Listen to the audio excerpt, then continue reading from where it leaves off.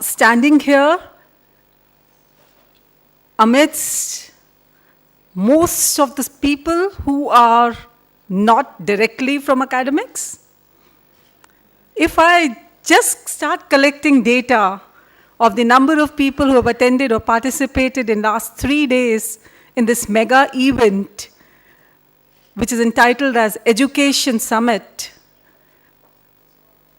I would not find enough people directly from so-called higher education. Now that is a challenge. Why is there a disconnect? Maybe because just now what Dipankar said, if we want to sit in Ashoka Hotel or Samrat Hotel, we have to remember education is $100 billion industry. Oh my God, I'm talking about education and I'm talking about $100 billion industry and profit. That means I'm not an academician. That means I've forgotten those days of Gurukul. I've forgotten my India. I've forgotten where people from all this while used to come all this way to get education, to get educated because they used to find that there's some values, there's some ethics and some other, things that they'll get into their own space and then they'll move ahead. To what we all, in case if I start off, this is the only slide which you'll find here. The reason being, because somewhere along the line, higher education still need time to connect themselves with the global world or the global scenario. I'm standing in front of you as a teacher, as a trainer, as somebody who's been teaching in University of Delhi, where we have 4 lakh students, 8,000 departments, and have been associated with, besides teaching, in last 5 years, in a very humble way in administrative space also, as a deputy in students' welfare, as somebody where I met Sandhya as, who was in a way, who just introduced the placement cell of University of Delhi, where we have 30,000 students passing everywhere. Then why we not find, though we know in written form, we all know what is correct, what is right, then where is the challenge? I would just like to recollect in the first session of the higher education, or maybe just previous to that, when our minister said that we need to come out of our silos. Or Dinesh, or our vice chancellor said that we need to come out of our sub-silos. That's it. We need to, so the biggest challenge is intermingling.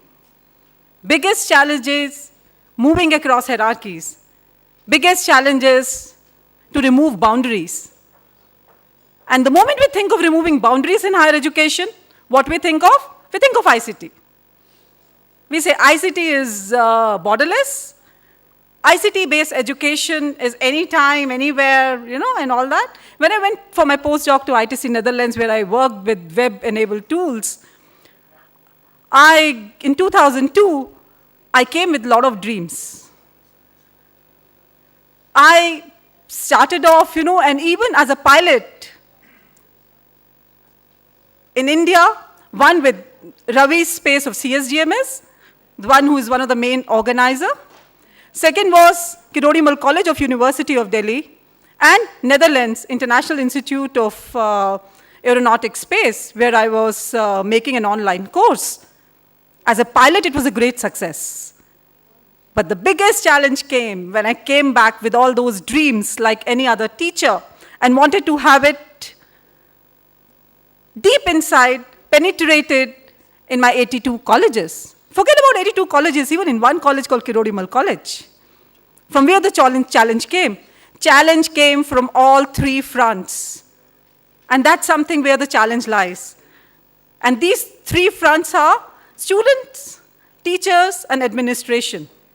For me, these 3 pillars of higher education has to actually get exposed and get connected with the realities. When I say realities, I'm not talking about theoretical realities. Our students today are bright.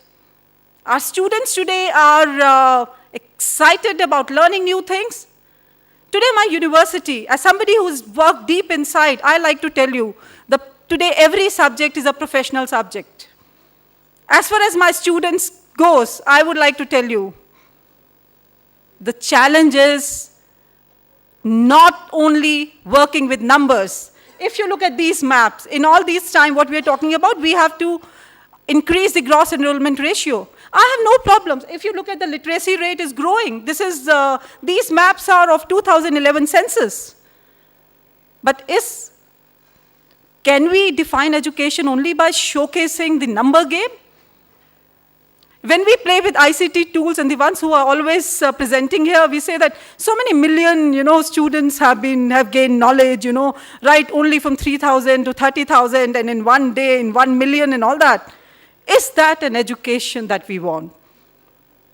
Today, there was so much of a debate. Many of you, in few of the lessons, in a few of the lectures, people have talked about, it's pity that few teachers had problem with the semester introduction in the university. And we all know that, in IITs, in IIMs, and in all other professional spaces, we have semester system. And still students are doing so well. Then where is the problem? What is the issue? Issue is, please remember, we are talking about India. We are talking about those colleges where people are not staying in residential spaces. We are talking about places where people are taking 5 hours to reach their colleges. In case if we'll have semester mode, remember that the teachers as such, it's a wonderful thing. The students would be able to move from one educational institute to another educational institute. But the challenge is, where will a student find time for those all extracurricular activities? When the student will only have to study after 5 hours, a student has only to study and have to give results. I'm not saying that student is not competent. Today, my student has a capacity, and that's the reason why companies are giving and companies are providing jobs and are giving them a pay packet of 9 lakhs and 10 lakhs and 11 lakhs only to plain graduates, even of 31 lakh. So please think of the foundation courses. Now coming to the teachers, we all talk about research. We all talk about research, that research things have to be done. And of course, we all teachers are all, most of us are PhDs, are knowing that we have to do research. Then where is the issue? Issue is the challenge, that is that we have to find places for the teachers in the university setup, in the colleges, so that they all can do research. People say that the funds would be easily given, but is it a reality? Just check up and just find out. It's not only the funds. They all have motivation. But when it comes to time, space, and funding, when they all became teachers with a vision of doing research and contributing. But the challenge is we are not able to do it. The biggest challenge is, if you look at it, I was in charge of the physically challenged student in University of Delhi. We are saying that, in a particular college, we have 100% percentage cutoff. But I like to tell you that in the physically challenged quota, even we have the seat vacants. Though we have, 3/4 of the seats go vacant every year in the physically challenged quota in higher education. Why does this happen? I want an answer from all of you. Media has supported me in last 4 years. And this is the first picture in the first day of the admission. Media is giving that space so that a lot of people come to know. But the students do not reach that stage. To even Delhi University has seats there for them to come and join. But we are not able to fill the seats. Why? Because there is a gap between 8th class, after passing 8th, there is some disconnect somewhere that the corporate social responsibility is one place which we should really take in reality, which we'll really take in reality, and we have to do it. When I met Sandhya, we were discussing. She came to my university, And I was so excited. I'd just become, initiated the placement cell in such a big university, and my VC was really happy and all that. And I thought, we'll find a solution.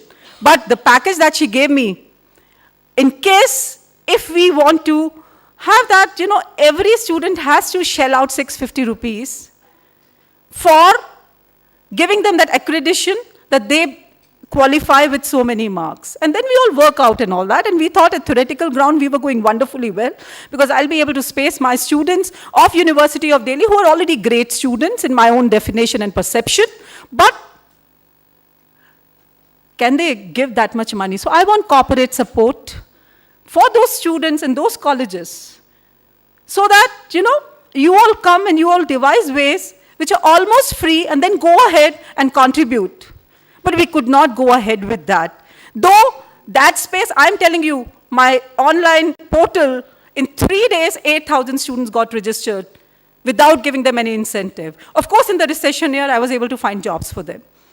I was just thinking that now what to do. I'll take just 1 minute. And that is that, today we have so many vice chancellors when they get retired. We have directors when they get retired. We have deputy deans, we have deans, and we have directors, joint directors. That means people of academic community. If we can have business schools, like when Dipankar was, when all these IITs and IIMs are there, they'll introduce themselves like that.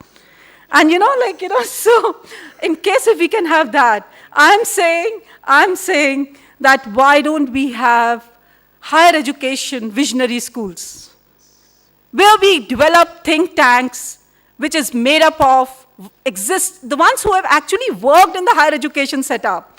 I find, you say that mobile we learn. We all talk about as the last sentence of the sustenance. We all talk about pedagogical imperatives. We all know about holistic to didactic to holistic education. All those terms are well knitted, passed away in our curriculum. But when it comes to reality, please have those schools.